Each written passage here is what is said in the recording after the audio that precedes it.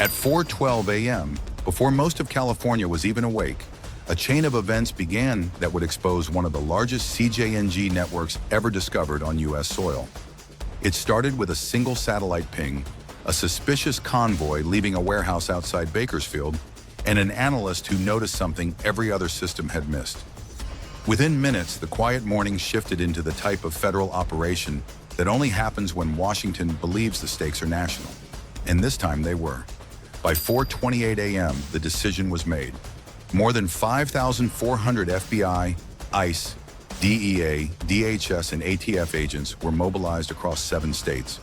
Not for scattered arrests, not for a single warehouse breach, but for a synchronized takedown of a pipeline that had quietly pushed 3.8 tons of narcotics into the United States over the last year alone. A pipeline run with military discipline, corporate technology, and almost invisible corruption. What unfolded next looked less like a police raid and more like a military strike. At the first target, a distribution hub on the outskirts of Bakersfield, federal teams moved in under complete radio silence. The building looked like any other trucking facility.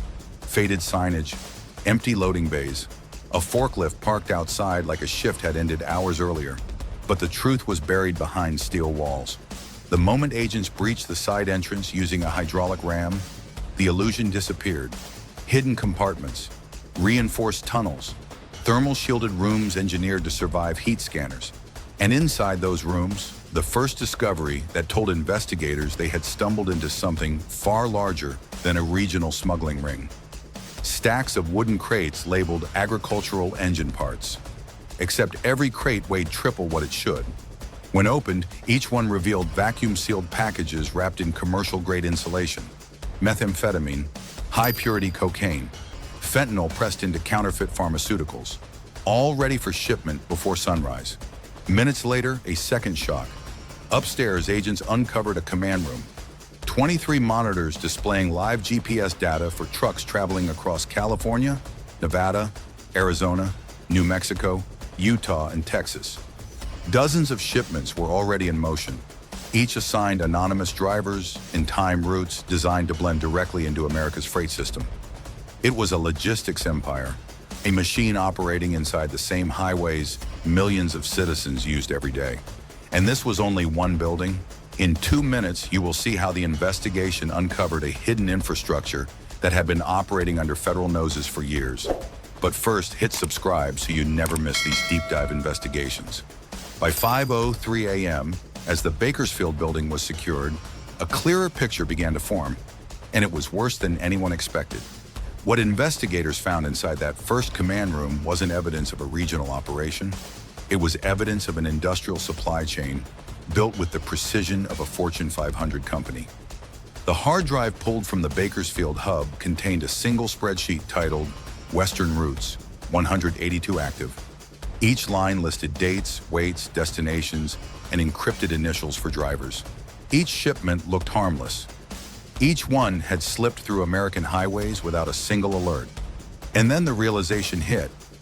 If one building was controlling 182 active shipments, how many buildings were there?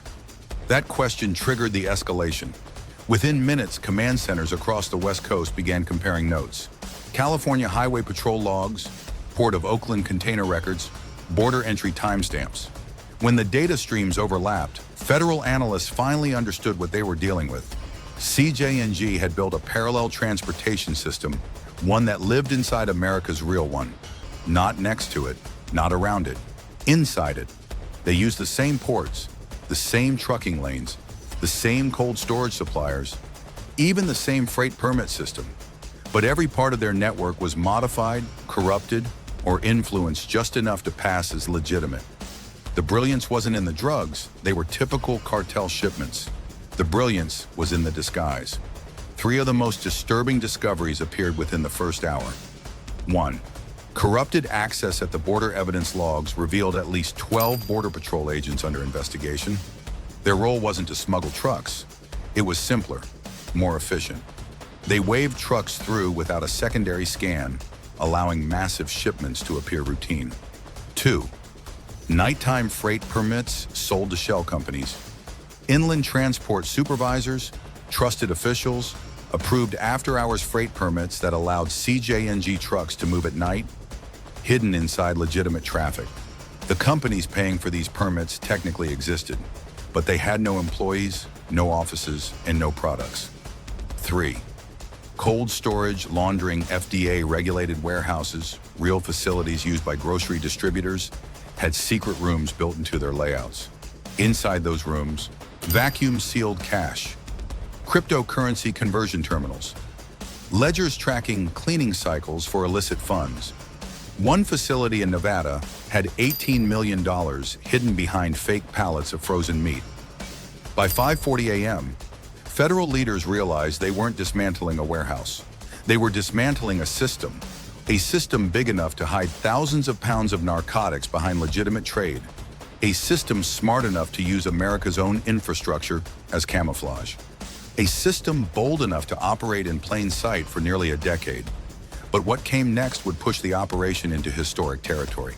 Because the moment the scale became clear, Washington approved the one thing they had been holding back, a 7-state synchronized strike, Operation Desert Veil. At 4:58 a.m., the 7-state corridor was quiet, but federal command rooms were seconds from launching one of the largest synchronized raids in modern U.S. history. After analyzing the Bakersfield data, leaders realized this wasn't a cartel outpost. It was a cartel-built infrastructure, engineered to run like a corporate supply chain. That left only one option: hit every known node before CJNG could react. At 5 a.m., encrypted radios opened with a single directive. Desert Veil is active. Move. And the West Coast erupted, California. The first shockwave. The first tactical strike targeted a second Bakersfield facility disguised as an abandoned freight hub. The moment agents breached the loading bay, gunfire ripped from hidden firing ports inside stacked shipping containers. The firefight lasted less than a minute before teams secured the building. Inside, investigators found a workshop for constructing hidden compartments, shipment boards coded by colors instead of dates, rotating schedules for westbound trucks. It confirmed the obvious. Bakersfield wasn't a branch, it was a nerve point.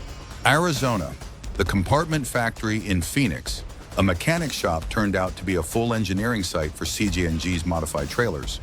When agents entered, 2 suspects tried igniting fuel drums to destroy evidence. Federal teams moved fast, seizing hydraulic presses, steel molds for refrigerated false floors, blueprints showing compartment capacity up to 450 pounds per truck. This shop didn't modify trucks. It manufactured smuggling technology. Nevada, frozen millions. In North Las Vegas, a cold storage warehouse hid a second operation. Behind neatly stacked seafood pallets, agents found over $25 million in vacuum-sealed cash, cryptocurrency routing notes, schedules for offshore transfers. It was a laundering site disguised as a food supplier. Texas/New Mexico. The highway chased near El Paso. 3 CJNG trucks attempted to flee, triggering a high-speed pursuit through industrial backroads. After agents boxed in the lead vehicle, investigators uncovered a reinforced engine bay compartment, compressed methamphetamine bricks, route maps stretching into Colorado and Kansas by sunrise. 32 coordinated hits had landed, and investigators finally understood the truth. They weren't dismantling a cartel cell, they were dismantling a cartel blueprint. By 12:20 p.m., with the morning raids completed, agents finally had time to examine the facilities they seized. What they found confirmed everyone's worst suspicion. CJNG had not built a smuggling network. They had built a duplicate infrastructure hidden inside America's real one. At the Port of Oakland, the first set of emergency seized containers was opened. The labels claimed they held machinery parts. But behind false aluminum walls, teams uncovered more than 2 tons of methamphetamine, over a ton of cocaine, hundreds of thousands of fentanyl pills, all wrapped in heat-resistant foil to defeat scanners. Every crate carried the same routing code, linking back to Bakersfield. The supply chain was seamless, efficient, and designed to mimic legitimate trade down to the smallest detail. In Fresno, a warehouse revealed rack after rack of industrial welding equipment, pressure locks, and hydraulic lifts. This was the assembly plant where trucks were modified. Blueprints on a nearby desk showed 3 future build sites planned for Phoenix, Riverside, and Albuquerque. Expansion wasn't a future idea. It was already underway. But the financial discoveries hit harder. In San Bernardino, 31 seized laptops all ran identical accounting software. Ledger files documented CJNG's greatest strength: rapid money movement. Cash entering California disappeared within 45 minutes through crypto microtransactions routed through Hong Kong, Panama, and offshore mixers. Then came the bribe lists. A coded spreadsheet labeled monthly access cost listed payouts to 4 California highway officers, 2 port inspectors, 1 transportation official. Some received $12,000 a month. One received over $200,000. Cold storage facilities told another part of the story. In Reno, agents discovered cash sealed in meat packaging designed to fool drug dogs. In Las Vegas, pallets of frozen seafood hid bundles of currency stacked like bricks. Piece by piece, the truth hardened. CJNG hadn't infiltrated America's infrastructure. They had embedded themselves inside it, hidden behind paperwork, shipping labels, and legitimate commerce. And the final phase of the investigation would reveal something even more disturbing. By 10:10 p.m., evidence trucks were rolling out. On paper, Operation Desert Veil was a success. 5,400 agents had hit targets, seized 3.8 tons of narcotics, and torn open a network many leaders once dismissed as regional crime. Inside the command centers, nobody relaxed. Everyone knew this was only the first round of a much longer fight ahead. As analysts dug through phones, hard drives, and ledgers, a harder reality emerged. The empire they exposed was not built to survive peace.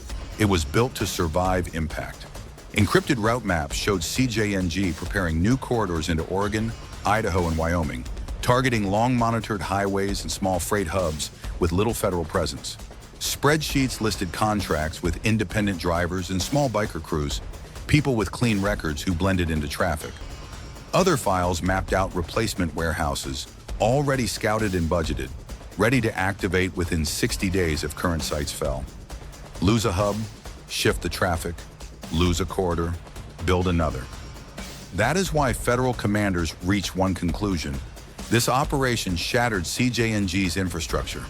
It did not erase their blueprint. The real fight would not be the raids on video. It would be the slow work that followed, cleaning corrupted offices, closing legal loopholes, tracking digital payments, and making sure the same tactics could not simply grow back under another company name.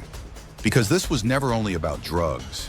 It was about whether a cartel could build a working system inside a democracy and hide it in plain sight.